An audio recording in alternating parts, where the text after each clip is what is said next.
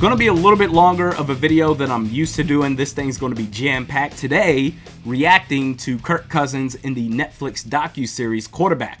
In which case, my overall synopsis is, if you previously loved Kirk Cousins, if you were a Cousins stan before watching this, chances are after watching it, you're going to defend his honor even more so. If you were highly critical of him, people like myself, for example, you may not necessarily change your stance in terms of football talk, but you have to respect the fact that he really cares about his job and the work that he puts in. You cannot question that at all. To start episode 1, Cousins, he mentioned a quote by Margaret Thatcher, in which case it goes, "If my critics saw me walking on water, they would say it's because I can't swim." And head coach Kevin O'Connell said, "There are so many false narratives surrounding my quarterback." We'll get to those two specifics a little bit later on, but he's a family man, Kirk Cousins. His wife, Julie, talked about how, we shop at Target and Sam's Club. You want to make fun of us? Have at it. Who cares? And I love that she said that, because where did this notion come from that just because you make a lot of money like they do, that you have to make expensive purchases for everything that you have? A home? Absolutely. I get it. A car? Maybe, maybe not. I guess it depends. I don't really need an Aston Martin or a Lamborghini. Food and clothing? Absolutely not. I love that she said that. But how dedicated he is to his craft. Kirk Cousins, he speaks to the team psychologist, Dr. Brownell Mack, and I think that's great. He already has pressure coming from the outside. I can only imagine the added pressure that he puts on himself internally, but he wants to succeed, he wants to win, and he wants to win bad. Sidebar, I think this was after Week 3's win versus Detroit. Kirk was in his backyard with his family, had a campfire going, and he was talking to one of his sons, I believe Cooper, if I'm not mistaken, and he said, "Buddy, I just burned a hole through my favorite sweatshirt. I can't believe this happened." But he was so calm about it. Couldn't be me. Anything in my wardrobe that's my favorite, whether it's my favorite hat, shirt, pants, shoes, jacket, sweatshirt, and it gets ruined, I will lose it. Are you kidding me? Meanwhile, he's just like, "Oh man, what can you do?" I thought that was pretty funny.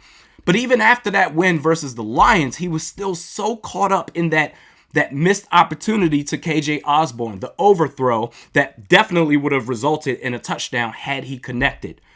The dedication and preparation that he puts in, you have to respect what he does. Going back to Washington, he played 6 seasons there, and that 2012 draft was so weird. RG3, Robert Griffin III, he got selected 2nd overall, Kirk 102. He thought Washington would be the last place he'd get drafted to. In fact, he said, quote, "You dream of that NFL draft moment being where you're celebratory, and I really wasn't, just because I interpreted it as a strange selection, somewhat of a dead end." RG3 eventually got hurt, and that's where his opportunities came. Kirk Cousins. The "you like that" game, down 24-0 to Tampa Bay. This was his last year under contract before he ended up getting franchise tagged twice over. But he had to prove himself that year to not only Washington, but to the rest of the league if he were to become a free agent. And they came back and won that game 31-30. And I believe that was his break out of his shell moment in the league, because there was so much, I can only imagine, pent up energy. The fact that he went to a place where it's one thing to where the fan base is looking at you like, who the hell is this guy? 2012 draft, this is all about RG3. He's our superstar. Kirk Cousins, you're just the other guy. I don't even know why we drafted 2 quarterbacks. It's another thing to feel that from the owner. Kirk Cousins was playing his ass off every opportunity that he got while RG3 was down, but it didn't matter. Dan Snyder, he was just worried, when is RG3 coming back? When is he going to be healthy? That's all I care about. He treated Kirk Cousins like the redheaded stepchild. It was crazy. So much so, he felt so unwanted, Kirk Cousins, that he asked Dan Snyder directly to trade me. I won out. This is documented in 2017. But fast forward to the Washington game in 2022. Kirk Cousins, he took 11 hits in that game. 6 of them were by Daron Payne and Jonathan Allen, a.k.a. defensive tackles. In other words, the interior offensive line gave up 6 hits. That's ridiculous. And knowing that information, Kirk Cousins being the most hit quarterback in all of 2022, Kwesi Adofo-Mensah and the Vikings front office with the interior offensive line, they decided to run it back. Ezra Cleveland is still the left guard. He's a disaster in pass protection. They brought back Garrett Bradbury, who, yes, he had a decent year last year, but he had his first decent year in 4 seasons. Can you really trust that going forward? Ed Ingram, I'll give it to you. He was a rookie last year. The jury is still out. I just don't understand how you could say, yep, we're going to run it back with this same offensive line, particularly in the interior. In fact, it was so annoying watching those hits that Kirk took in the docuseries. It was just like, oh, make it stop.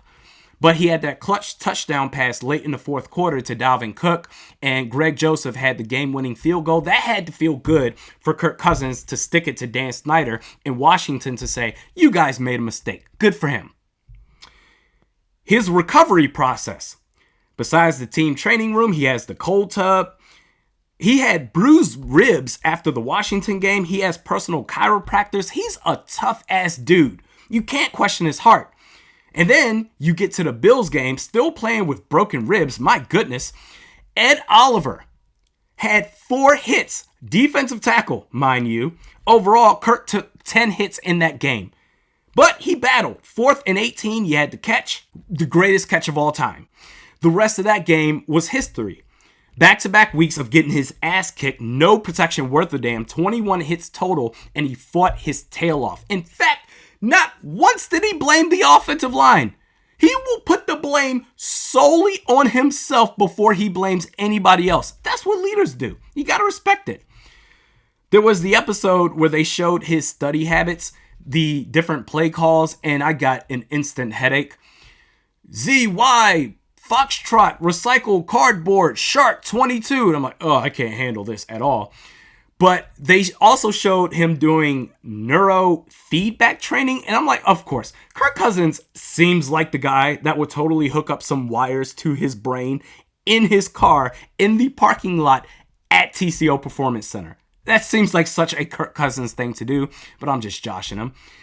I love the footage they showed in the meeting room they had between Kirk Cousins and Kevin O'Connell, them working together. In fact, I adore Kevin O'Connell as head coach of this team because not only does he talk the talk, he walks the walk. During the whole process when he first got hired, he's like, I just want to be that person that can keep everyone together, culture.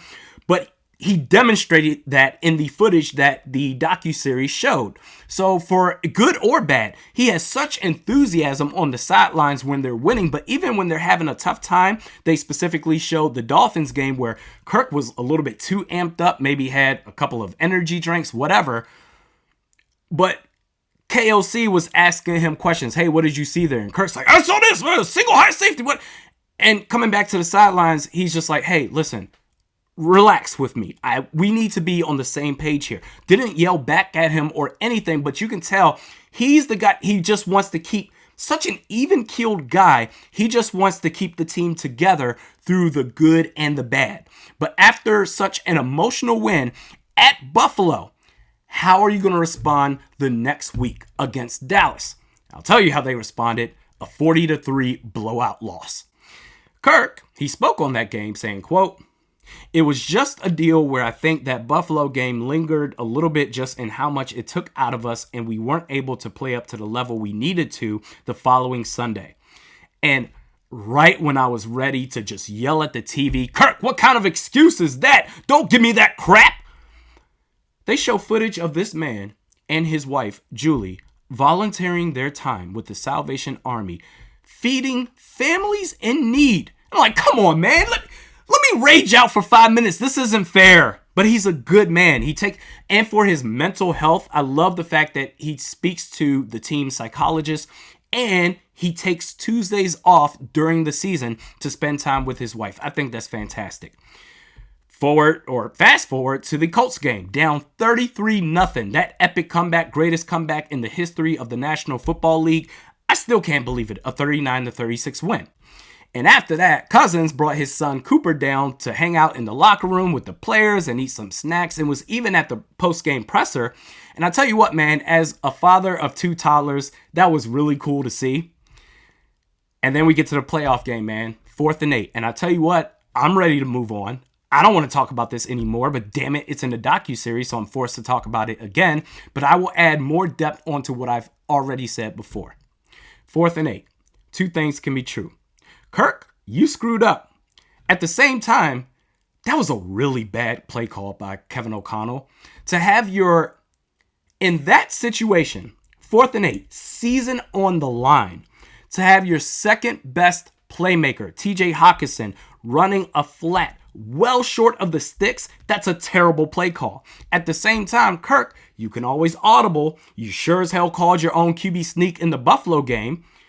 But all right, even if you want to stick with that play, which you did, in that situation, TJ Hawkinson, the route he runs, erase it out your mind. He does not exist in that play. KJ Osborne or Justin Jefferson? Obviously, Jefferson's your first option. And yeah, he mentioned, well, it would have been irresponsible to throw it to him because he was double covered.